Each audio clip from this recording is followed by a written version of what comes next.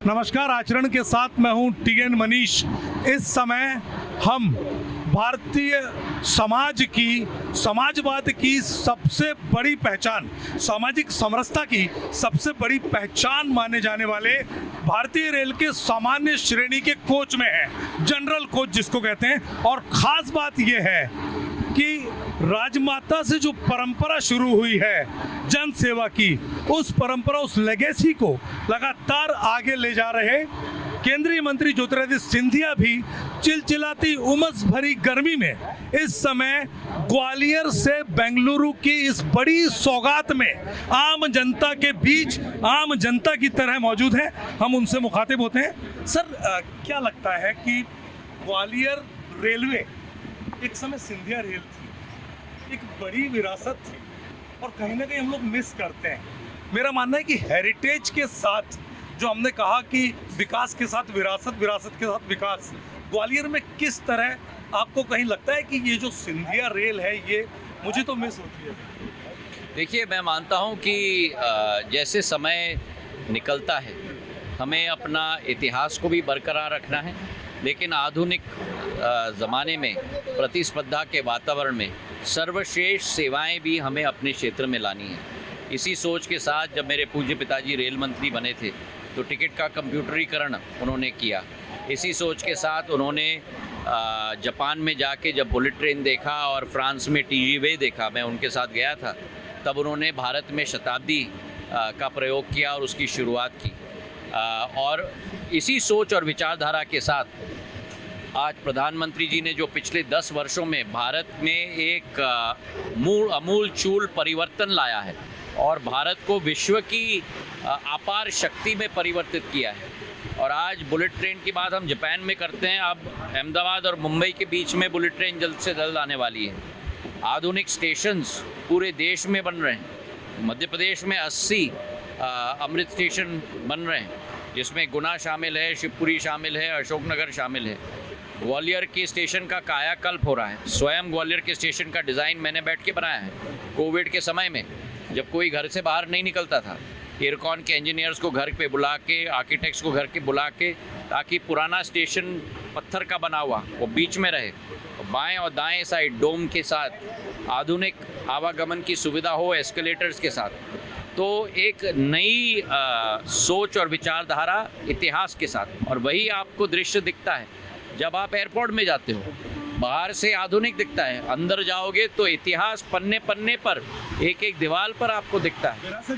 क्योंकि मैं मानता हूँ कि जब मैं नागर विमानन मंत्री था कि एयरपोर्ट पहला जगह है जहाँ हर पर्यटक को और हर देशवासी को उस शहर के साथ एक पहला मिलाप और पहला एक दृष्टिकोण मिलता है। तो शहर का इतिहास एयरपोर्ट में झलकना ही चाहिए, और केवल कांच और इस्पात के साथ एयरपोर्ट बने वो सही नहीं है। प्रधानमंत्री जी ने कहा था विकास भी और विरासत भी, और पिछले 5 वर्षों में बिल्कुल, जब मैं नागर विमानन मंत्री था, अयोध्या में मंदिर के रूप में हमने एयरपोर्ट बनाया, यहाँ मान मंदिर पैलेस के रूप में हमने एयरपोर्ट बनाया है, उदयपुर में उदयपुर राजस्थानी संस्कृति के आधार पर बनाया है, जोधपुर में जोधपुरी स्टाइल का एयरपोर्ट बनाया है, और तिरुचिरापल्ली में वहाँ के मंदिर के रूप में एयरपोर्ट बनाया है। और जहाँ ग्वालियर में एयरपोर्ट बन चुका और एक आधुनिक, अगले 50 साल तक कोई मांग नहीं रहेगी। वही स्थिति रेलवे की होगी जब रेलवे स्टेशन पूरी तरह से तैयार होगा। हमने भरपूर कनेक्शंस दिए हैं ग्वालियर में, चाहे वो पिछले 23 वर्षों में, चाहे इंदौर चंडीगढ़ की ट्रेन हो, इंदौर अमृतसर की ट्रेन हो, ग्वालियर भोपाल की इंटरसिटी हो, ग्वालियर इंदौर की इंटरसिटी हो, जो ग्वालियर भोपाल की इंटरसिटी अब 7 दिन चलती है, चाहे हमारा क्षेत्र में तिरुपति का कनेक्शन हो।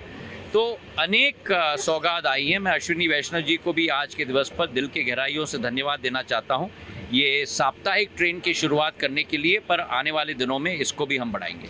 देखिए, ये बहुत बड़ा हमारे लिए अवसर है, क्योंकि ग्वालियर चंबल का पूरा जो यूथ है आज साइबर सिटी से सीधे कनेक्ट हो रहा है, हमारा व्यापार कनेक्ट हो रहा है, और दक्षिण से हम एक तादात्म्य स्थापित कर रहे हैं, एक रिश्ता मजबूत कर रहे हैं। किस तरह आपको लगता है कि ये विज़न जो है किस तरह से आगे नज़रिया जो है लोगों के लिए और उपयोगी? पहले हमारे इस अंचल के वासियों को कोटा जाना पड़ता था, बीना जाना पड़ता था या भोपाल जाना पड़ता था, वहाँ 7-7 घंटे इंतज़ार करना पड़ता था कनेक्शन के लिए, और उसके बाद 28 घंटे का सफ़र होता था।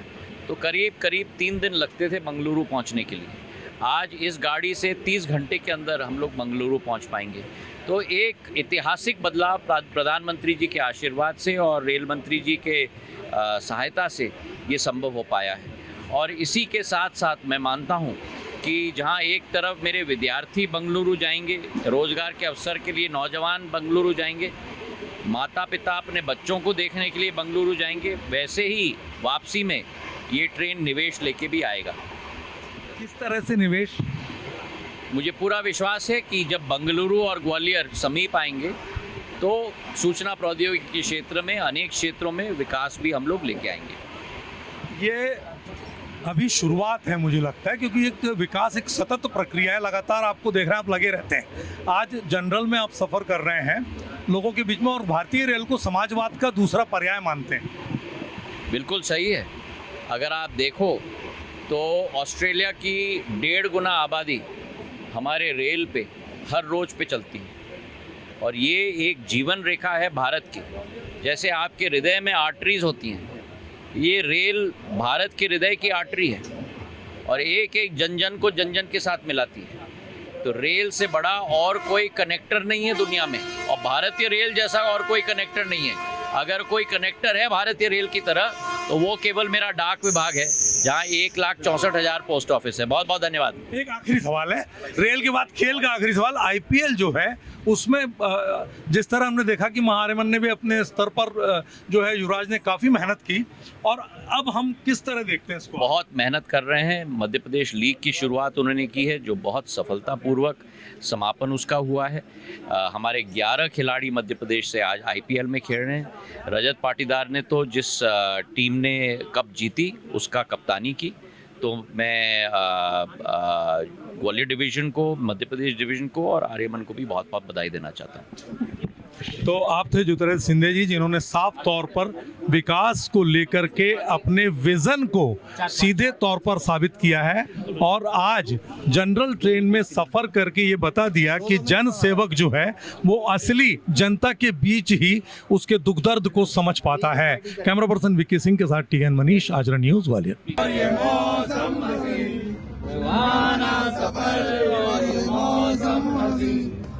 और उसके बाद क्या है? हेलो, जहाँ जा रहे हो, नहीं, जहाँ जा रहे हो, जहाँ जा रहे हो, ले लो जहाँ जा रहे हो, सुहाना सफर और ये मौसम हसी, हमें